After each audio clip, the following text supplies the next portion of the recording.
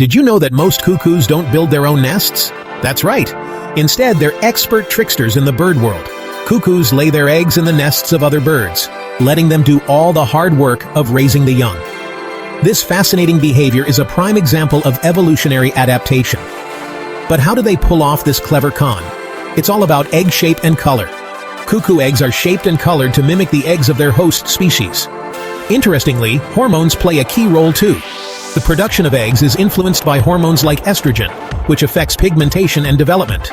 This means cuckoos can adjust their eggs based on their target species. And because most birds know how to count, when a cuckoo lays its eggs in another's nest, it pushes one of the host's eggs out. Did you learn something? Subscribe.